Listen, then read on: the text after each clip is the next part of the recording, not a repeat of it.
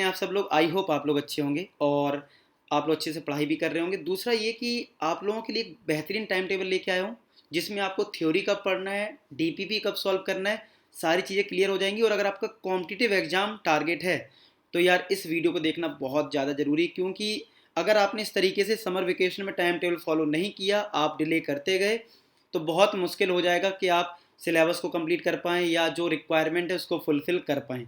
तो अगर आप चाहते हो कि आप पूरी चीज़ें फुलफ़िल करें और अच्छे से अपना टाइम टेबल फॉलो करें, तो इस वीडियो को एंड तक जरूर देखें। तो मैं आपको स्टार्ट करता हूँ। अब ये चीज़ जो मैं बताने जा रहा हूँ वो अपने बोर्ड एग्जाम में भी अप्लाई कर सकते हो, ठीक है। लेकिन मैं फिलहाल टारगेट कर रहा हूँ कि जो बच्चा कॉम्पिटेटिव एग्जाम को टारगेट कर रहा है उसको कितने घंटे पढ़ना है, और जो बोर्ड एग्जाम कर रहे हैं सिर्फ, वो उसको थोड़ा सा कम कर सकते हैं अपने अकॉर्डिंग। तो अगर मैं बात करूँ सबसे पहले स्टार्टिंग में सब्जेक्ट्स की, तो सब्जेक्ट्स हमारे पास क्या होते हैं? फिजिक्स, केमिस्ट्री, मैथ्स, इंग्लिश और अदर सब्जेक्ट में आप लेते हो जो भी physical education, computer, different different लेते हो। लेकिन मैं मानता हूँ अभी फिलहाल फिजिक्स, केमिस्ट्री, मैथ्स और इंग्लिश के लिए तो आप संडे को टाइम निकाल लेना, इस तरीके से कर लेना, ठीक है।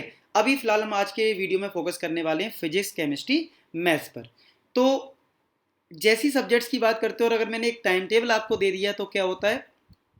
टाइम टेबल तो आपको बता दूंगा, इस टाइम ये पढ़ना है, इस टाइम ये, लेकिन कई बार टाइम टेबल फॉलो ही नहीं होता है। और ये ऐसा नहीं कि आपको टाइम टेबल मैं पहली बार बता रहा हूँ, आपने पहले भी बहुत सारे वीडियोस देखे होंगे, टाइम टेबल बनाया होगा, 2-3 दिन फॉलो भी किया होगा, उसके बाद क्या हुआ होगा, टाइम टेबल एक साइड हो गया होगा और जैसा रूटीन चल रहा होता है वैसी रूटीन चलने लगता है।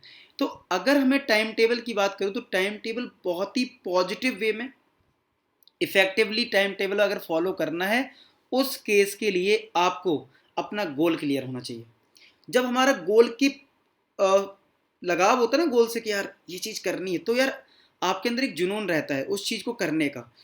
तो गोल डिसाइड करिए, गोल डिसाइड करने के बाद उस गोल की नॉलेज लीजिए। नॉलेज मतलब जैसे मान लो फॉर एग्जांपल आप जेई को टारगेट कर रहे हैं, तो जेई के कितने पेपर होते हैं, ठीक है, सिलेबस क्या होता है, जेई कब से शुरू हुआ, मतलब ठीक है, उसके लिए ज़्यादा से ज़्यादा जानना, ठीक है।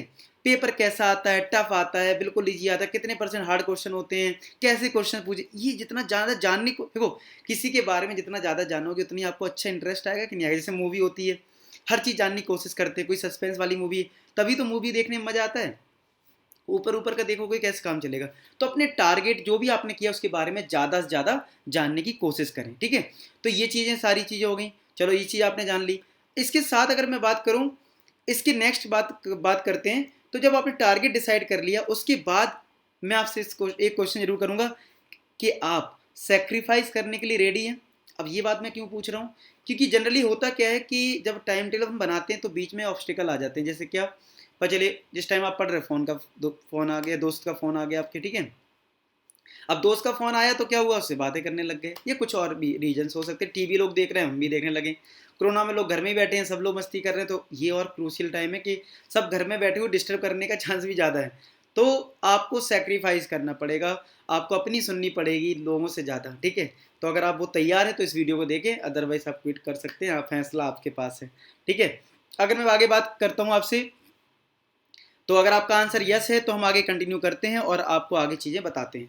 तो सुबह अगर हम 6 बजे उठते हैं तो मैं अभी शुरुआत में बात करता हूँ फर्स्ट 6 आवर्स की, यानी सुबह 6 बजे से लेकर 12 बजे तक, दोपहर 12 बजे तक।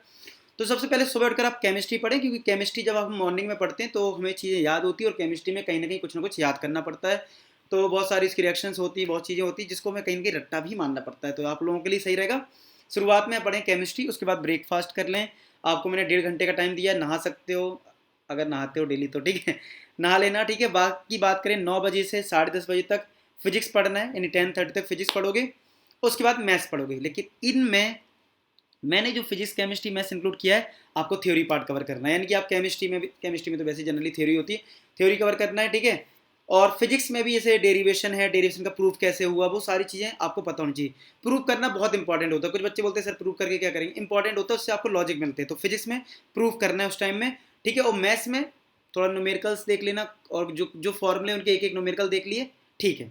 डीपीपी की अभी मैंने बात नहीं करी। अगर अब बात करते हैं नेक्स्ट 6 आवर्स में आपको डीपीपी पे टारगेट करना है, ठीक है। तो डीपीपी कैसे सॉल्व करनी, आपने 12 बजे तक पढ़ाई की है तो आप थोड़ा रेस्ट लीजिए, 12 से 1:30, नेक्स्ट 6 आवर्स की बात कर रहे हैं।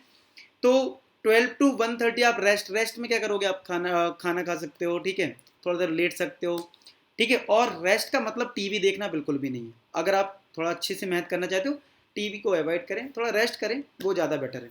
चलिए 1:30 से 3 बजे तक यानी 1.5 घंटे में केमिस्ट्री की कोई डीपीपी आपके पास है जिससे आप पढ़ रहे हो, उसकी डीपीपी सॉल्व करें। 3 बजे के बाद फिर से आप रेस्ट लें, क्योंकि आपने चीज़ें याद की होंगी, कुछ चीज़ें समझी होंगी, तो माइंड को रिलैक्स करना भी जरूरी, तो आप रेस्ट ले सकते हैं, ठीक है। और मैंने 4 बजे से लेके यानी 4 से 6 आप इधर देख सकते हो, और नेक्स्ट स्लाइड में भी 6 से 8 पूरा कोचिंग के लिए टाइम दे दिया। यानी कि आप कोचिंग कहीं पढ़ रहे हो तो आपको पता है शाम की टाइमिंग्स होती है, तो मैंने 4 से लेकर 8 बजे तक आपको फ्री कर दिया। ऐसा नहीं है कि आप 4 से 8 दे दिए तो आप आराम से, पता चले क्लास भी नहीं तब भी मस्ती कर रहे हो, ठीक है। और कोचिंग डेली भी नहीं होती, मुझे भी पता है, ठीक है, एक्सपीरियंस है क्योंकि मैं पढ़ाता हूँ। तो अल्टरनेट होती है, हो सकता है 4 से 6 चलती हो, ठीक है, डेली चलती हो 4 से, या फिर 4 से 8 होगी तो अल्टरनेट डेज में होगी। तो इस चीज़ को ध्यान में रखना है।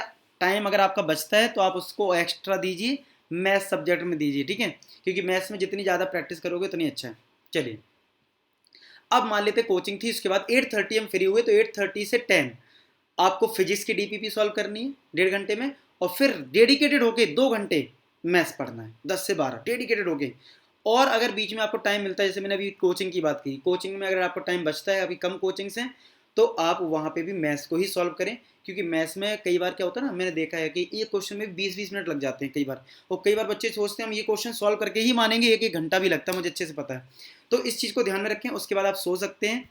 तो ये मैंने आपको एक परफेक्ट टाइम टेबल बता दिया बहुत ही कम टाइम में, और आपको ये टाइम टेबल बहुत अच्छा लगा होगा। इसके अकॉर्डिंग पढ़ाई करें, और अगर आप ये टाइम टेबल फॉलो करते हो इन समर वेकेशन में तो आपकी एक अच्छी प्रिपरेशन हो जाएगी। 2 महीने डेडिकेट होकर बिल्कुल जुट जाइए, और आप अपने लेवल को, मतलब आप ट्राई करिए 30 to 40% सिलेबस अभी खत्म करने का, जितना ज़्यादा पढ़ सकते हो। लेक्चर्स देखो, डीपीपी सॉल्व करो, मतलब जितना एफर्ट लगा सकते हो इन 2 महीने में लगा डालो, क्योंकि फिर जुलाई में आपको पता है स्कूल का प्रेशर होता है, असाइनमेंट देना है, ये करना है, वो करना है, स्कूल की खुद की क्लासेस हैं, समझ में आए चाहे ना आए करना है, तो इन सब चीज़ों से बचना है। तो अभी जितनी मेहनत कर सकते हो कर लो। आई होप आप लोग मेहनत करेंगे, और कमेंट सेक्शन में बताएं कि नेक्स्ट वीडियो आपको किस पे चाहिए, कौन सी चीज़ों में आपको डाउट आता है, वो चीज़ें मुझे बताएं कमेंट सेक्शन में, और आपको ये टाइम टेबल कैसा लगा ये भी मुझे कमेंट सेक्शन में लिख दें। और अगर फर्दर कोई डाउट रहता है तो आप मुझे प्राइवेटली मैसेज कर सकते हैं। मेरा नंबर है 9654366897।